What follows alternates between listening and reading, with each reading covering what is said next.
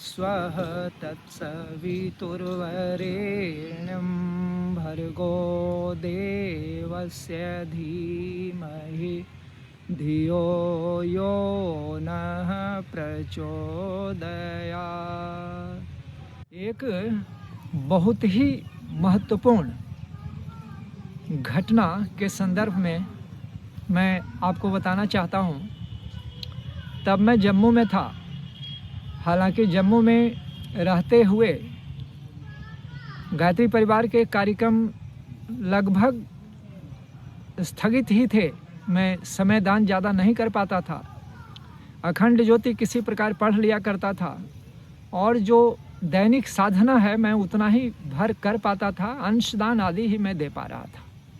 जम्मू में रघुनाथ मंदिर के पास पता चला था कि गायत्री परिवार के लोग रहते हैं। मैंने संपर्क का प्रयास किया लेकिन ज़्यादा कुछ नहीं हुआ और मैं थक हार करके बैठ गया। कुछ बच्चों को गायत्री मंत्र आदि ध्यान आदि कुछ मैं बता दिया करता था। जम्मू में कई वर्ष बीत गए थे। 2001 की बात है। अभी महीना मुझे स्पष्ट नहीं याद है। वह संभवतः फरवरी 2001 की घटना रही होगी। उस समय मुझे गांव आना था। मेरी बहन की, सबसे छोटी बहन की मुझे शादी करनी थी और उसी क्रम में मुझे गांव आना था। गांव में निर्धारित था, ट्रेन का टिकट हो गया था।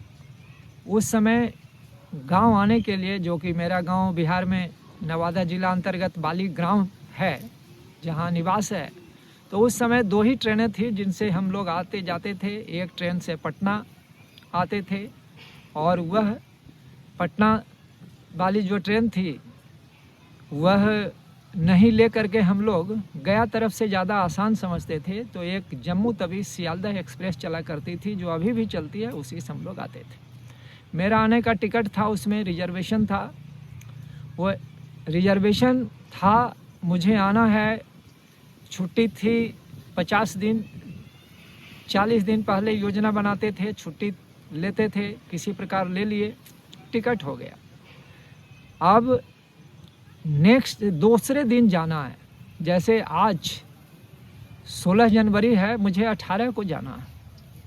अचानक 2 दिन पहले जब मैं ध्यान में था, गुरुदेव का ध्यान कर रहा था, गायत्री जब सुबह में प्रातः काल कर रहा था, मुझे लगा कि मुझे नहीं जाना चाहिए, मुझे नहीं जाना चाहिए। दिमाग में ऐसा आते बार बार लगे कि मुझे नहीं जाना चाहिए।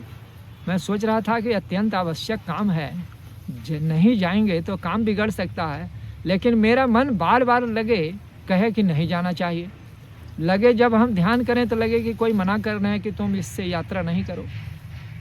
अंत में क्या हुआ, कई बार जब मेरे मन में यही भाव आए तो स्कूल से छुट्टी जब हुई, उस समय जम्मू में जो विद्यालय हमारा था, केंद्रीय विद्यालय, 1:10 पर बंद हो जाता था। वहाँ से तुरंत मैं निकला, जम्मू स्टेशन गया, मैंने अपना टिकट कैंसिल करा लिया। 2 दिन बाद यात्रा स्थगित हो गई मेरी। घर में सब लोग इंतज़ार कर रहे थे। उस समय फ़ोन आदि के उस प्रकार साधन नहीं थे, दिक्कत थी।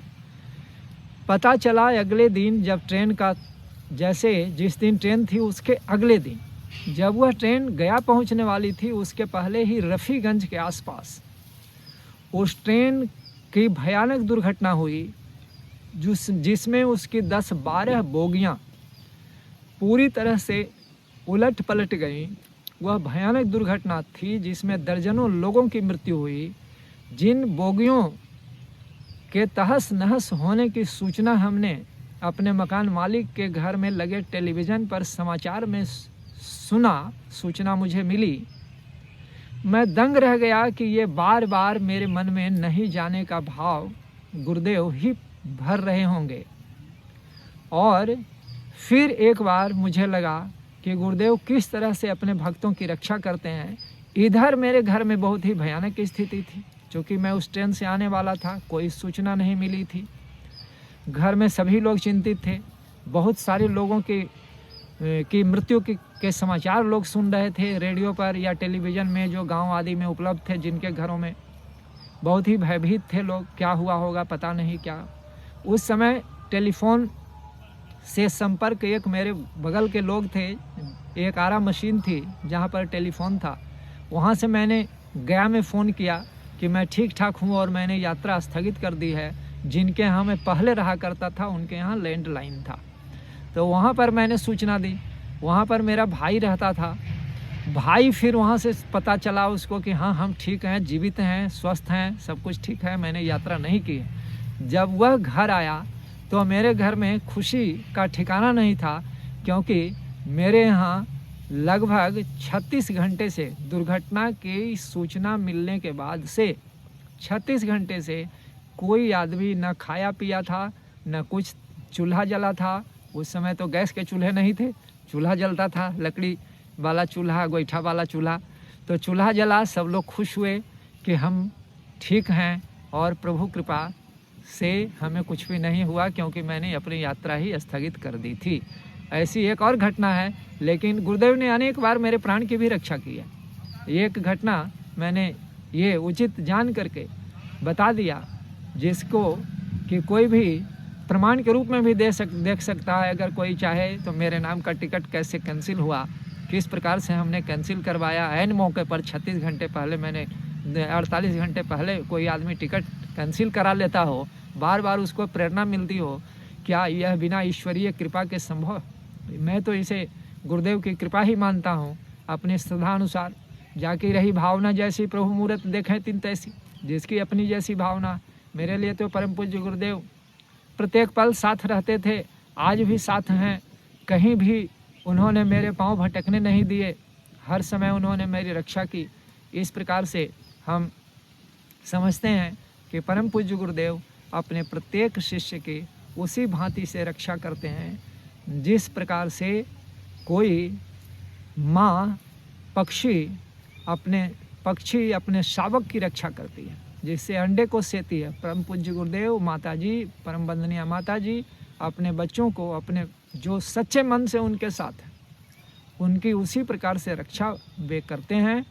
और जो कुछ भी किया, मेरा तो ये भी मानना है कि जिसने गुरुदेव के नाम पर, परम पूज्य गुरुदेव के, माता जी के, गायत्री परिवार के नाम पर कुछ भी काम किया, परम पूज्य गुरुदेव उसको चक्रवृद्धि ब्याज के साथ लौटाते हैं। ओम शांति शांति शांति। धन्यवाद।